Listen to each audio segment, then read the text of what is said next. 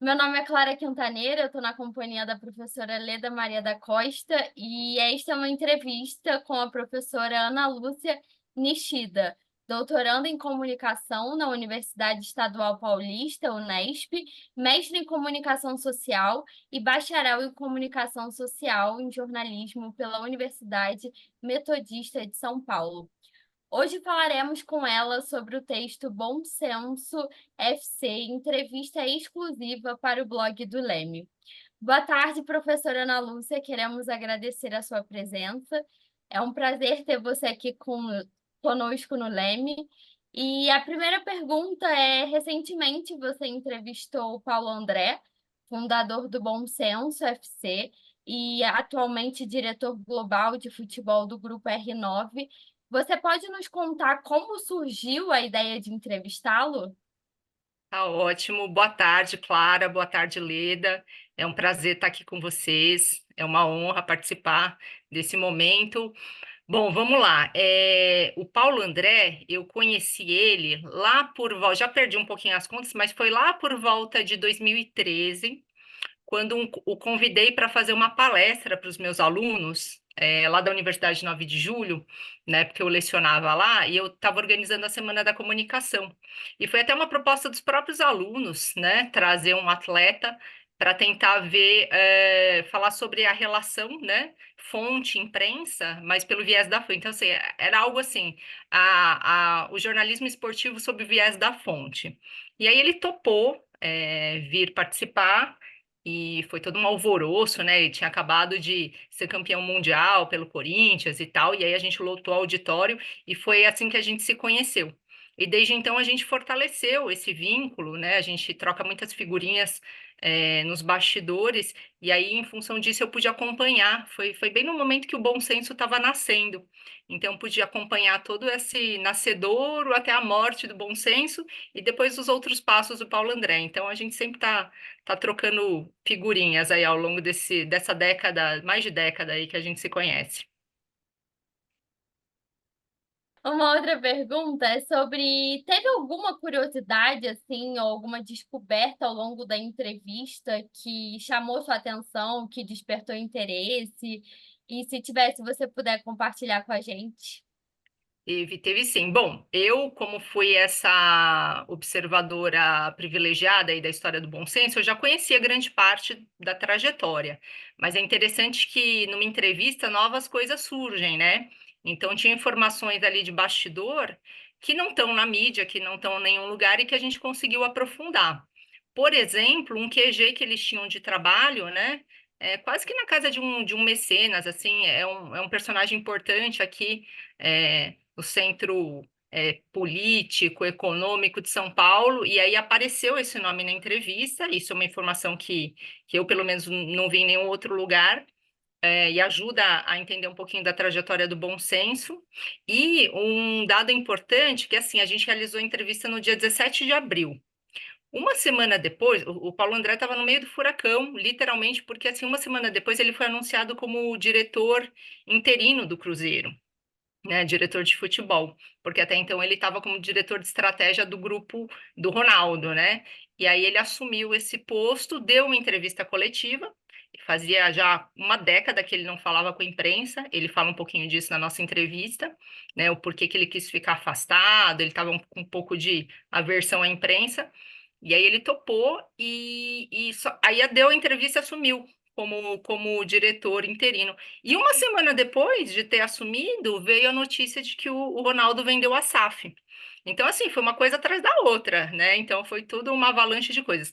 Claro que a nossa entrevista não tinha nada a ver com esse contexto atual, né? De Cruzeiro, Valladolid, Ronaldo, mas ele estava numa semana bastante intensa e turbulenta, o que torna a entrevista ainda mais especial, porque ele parou um pouquinho lá, no meio da confusão toda, para poder falar com a gente. Então, eu fiquei muito feliz e lisonjeada, né, dele dedicar esse tempo aí.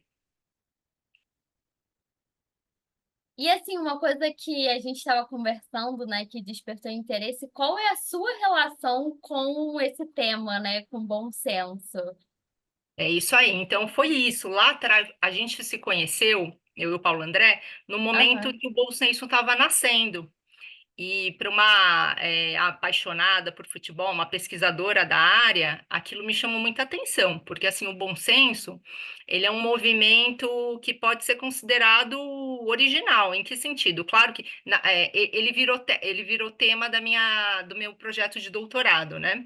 Então, na minha proposta de doutorado, eu pretendo discutir um pouco da como que a mídia ela cobre movimentos políticos de jogadores. No caso, eu escolhi duas situações, que é a democracia corintiana, que já é mais conhecida, mais famosa, e o bom senso, que não é tão não é tão falado assim quanto a democracia, né? E eu queria entender esse fenômeno. Por quê? Porque cá entre nós a gente sabe que jogadores se mobilizarem e organizarem politicamente para reivindicar qualquer coisa que seja, é algo que não é tão corriqueiro, né? Então, existe muito aquela visão de que jogador de futebol é um ser despolitizado, alienado, né? De que jogador só serve para correr atrás da bola, o que eu discordo muito dessa visão. Então, eu via que aqueles temas eram oportunidade para eu trazer esse debate à tona, né? E entender como que a mídia ela veicula tudo isso, como que ela cobre esse tipo de assunto que foge um pouco da pauta tradicional da imprensa esportiva, né? O recado que eu posso deixar para o torcedor é o seguinte: não é um grupo elitista, como algumas pessoas enxergam, não é. É um grupo de jogadores que tiveram muitas dificuldades nos seus inícios. Se a gente pegar a história de cada um, são jogadores que uns tiveram que sair cedo de casa, outros tiveram que largar a família, muitos com muitas dificuldades na infância, situações que não são novidades para ninguém no Brasil. Jogadores de futebol vêm de uma classe social muito baixa, com dificuldades até de estudar, de se preparar, e chega no nível de equipes que nós chegamos hoje. Então nós não somos elite, muito pelo contrário. A gente veio dessa classe menor, viu as dificuldades de perto, ninguém nos contou. Você tocou até num ponto assim que a gente gostou tanto da entrevista, né? Foi assim, bem, eu estava conversando com a Leda e a gente gostou muito de ver, né, e de saber mais sobre esse movimento do bom senso.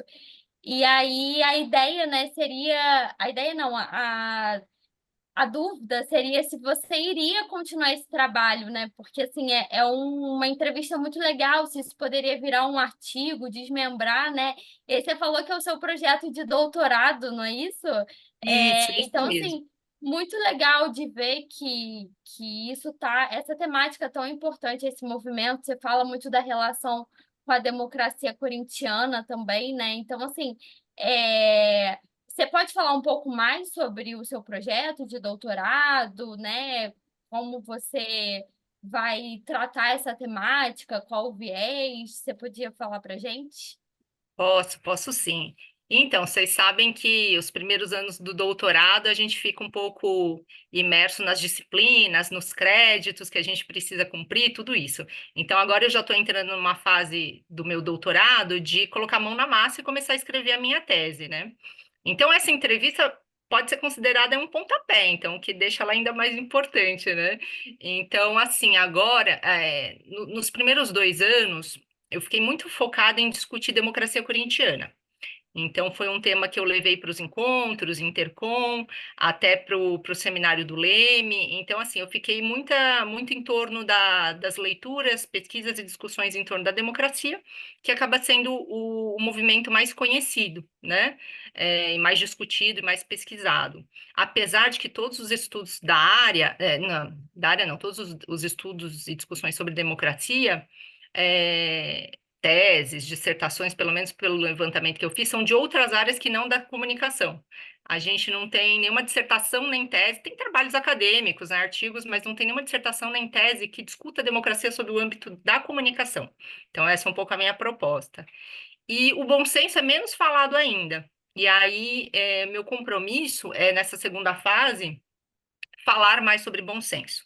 Então, acabei de fechar um artigo não, na verdade, uma proposta, né, de pesquisa que eu estou levando para a LAIC, que vai acontecer esse ano lá em Bauru, lá na minha instituição, na Unesp, e pretendo esse ano no Intercom também levar a temática do bom senso. Então, a minha intenção Agora é me debruçar mais sobre o bom senso para fazer essa amarração, né? Para que mais pessoas também conheçam, entendam, não só o que foi o movimento, a sua importância, mas também como que a mídia participou disso tudo, né? A mídia tem um papel crucial aí, nessa trajetória do bom senso. Perfeito, obrigada. Leda, tem alguma pergunta, curiosidade? Eu tenho uma pergunta e é uma curiosidade ao mesmo tempo. Ana, por que que você acha que o bom senso não deu certo? Ou se essa palavra é o correto de se falar? Você já teria alguma hipótese, assim? Eu sei que você está ainda em processo de pesquisa, mas por que que o bom senso não foi tão adiante quanto era a proposta inicial dele? Na verdade, eu sou apaixonada pelo bom senso porque ela envolve pessoas apaixonadas em fazer a diferença, né? Jogadores que tentaram fazer a diferença, né? E ele deu certo em vários sentidos. Então, acho que um pouco essa a questão que você coloca. Eu também fico me questionando: será que não deu certo? Na verdade, deu. O fato, assim, de jogadores se mobilizarem em torno de ideias ou propostas que eles consideravam legítimas já é um ponto fora da curva, né? Então, assim, quando eu levanto as imagens e tudo que eles conquistaram em termos de mobilização, é algo louvável. Além disso, se a gente for acompanhar um pouquinho a trajetória do Bom Senso, ele foi um movimento que mais conquistas políticas teve. Em que sentido? Eles conseguiram efetivamente aprovar uma lei, né? Então, Profut e Apfut. Então, assim, conversando com o Paulo André, claro que a lei ficou muito aquém do que eles esperavam. Está muito longe de ser o que eles imaginavam, mas a gente sabe que tem uma série de forças e atores políticos aí brigando nessa arena, né? Ele durou o máximo que ele conseguiu durar, né? E olhando um pouco, é o seguinte: claro que existem interesses ou até visões particulares dos próprios integrantes do movimento. Então, assim, articular pessoas em torno de uma causa que tem uma visão comum, eles foram levando, mas chegou um momento que eles mesmos já não concordavam sobre como participar, né, que pautas levantar, qual era a responsabilidade deles. Então, assim, eu acho que como eles não tinham experiência como movimento político.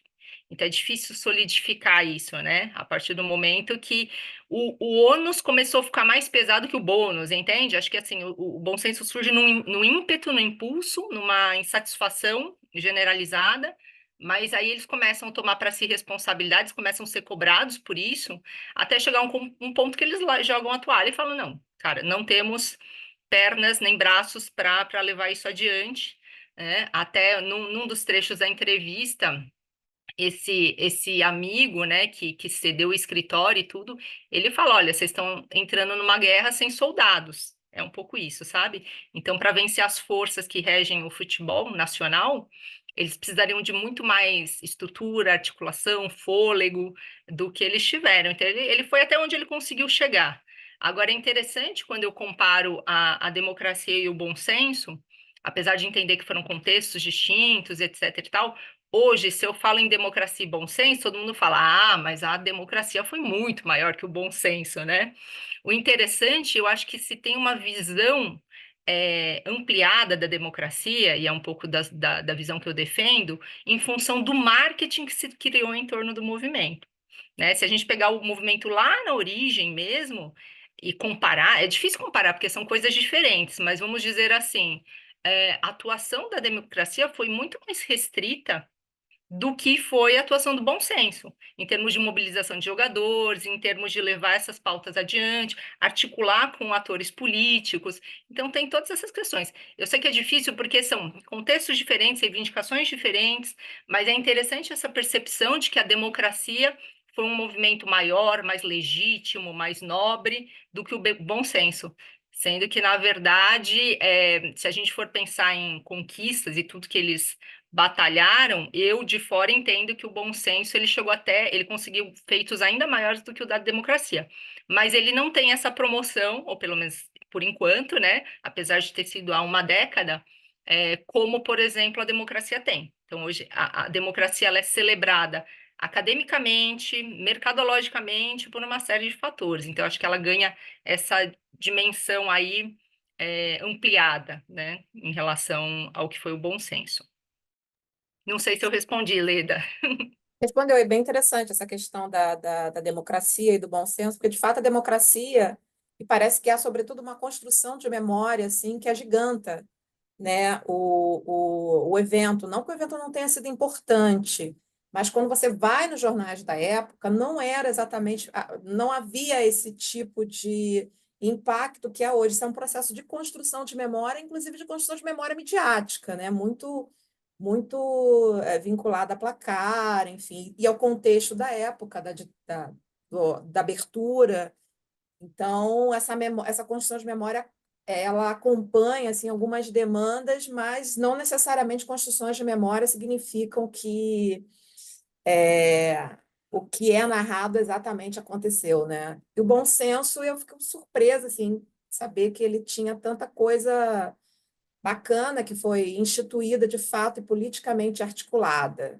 Enfim. Mas aí talvez seja a questão do teu projeto, né, Ana? Como não, dependendo do modo como a mídia, né, a imprensa esportiva, tanto construiu a memória, quanto naquele momento também abraçou ou não este evento, isso talvez tenha contribuído de alguma forma para não se conseguir tantas pernas e braços quanto eram necessários.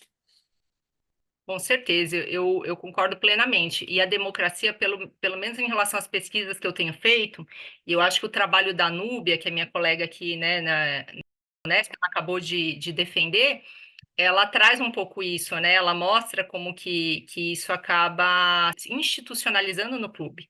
Então, a democracia, claro que ela ganha uma reverberação, mas especialmente quando o Corinthians abraça essa pauta como uma estratégia de marketing e identidade do clube, né? E também a partir do momento que o Sócrates morre.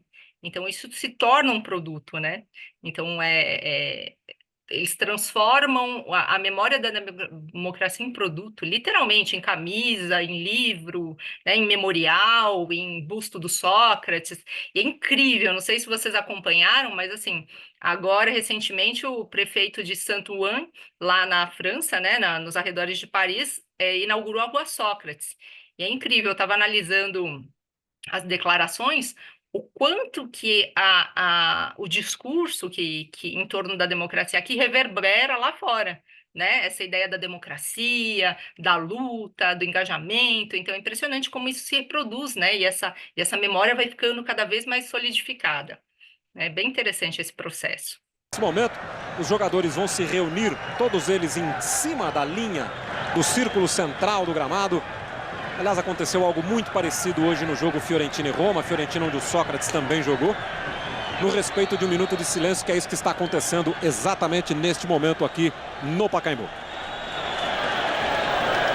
Sócrates brasileiro, Sampaio de Souza Vieira de Oliveira, que nasceu em 19 de fevereiro de 54, faleceu hoje aos 57 anos de idade. Ele que nasceu em Belém, no Pará.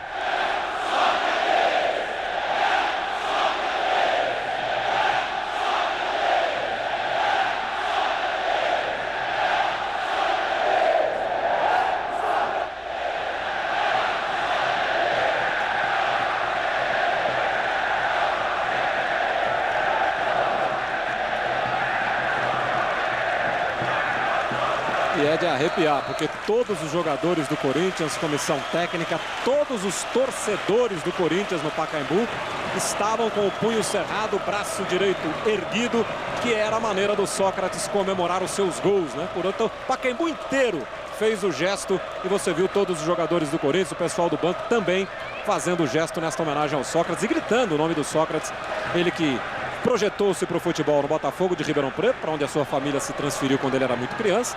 Jogou no Corinthians, foi para a Fiorentina, jogou no Flamengo, no Santos. 2 Copas do Mundo pela seleção brasileira. No Corinthians foi campeão paulista em 79, 82 e 83. Bacana seu trabalho, Ana. Obrigada. Obrigada, Ana. O texto da entrevista exclusiva está disponível nas nossas redes sociais e no nosso site, leme.uerj.br. Quem ainda não conferiu, confira lá. E, mais uma vez, Ana, em nome de todo o Leme, a gente quer agradecer a sua presença, sua participação conosco. A gente, no final de cada entrevista, a gente deixa um espaço para o entrevistado falar de algum trabalho que ele queira compartilhar. Então, assim, se você tiver algum trabalho ou algum livro que você queira compartilhar com a gente, ou alguma indicação também, fique à vontade. Bom, primeiro dizer que eu que agradeço, a honra foi toda minha, um prazer ter passado esse tempinho aqui com vocês. Recomendo a leitura, então, da entrevista, para que mais pessoas conheçam aí um pouquinho do que foi o bom senso. Por enquanto, ainda não tenho nada muito pronto, mas a tese está em curso, né? Então, espero que daqui a um tempo eu possa voltar para anunciar aí os filhos desse projeto de pesquisa.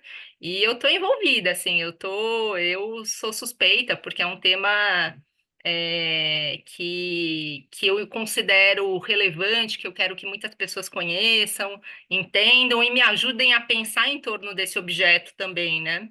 Então é isso, só o convite. Por enquanto, o convite para ler a entrevista na íntegra e me colocar à disposição. Se vocês precisarem, estou por aqui. Tá ótimo, obrigada. Obrigada, Ana. Obrigada mesmo, de coração.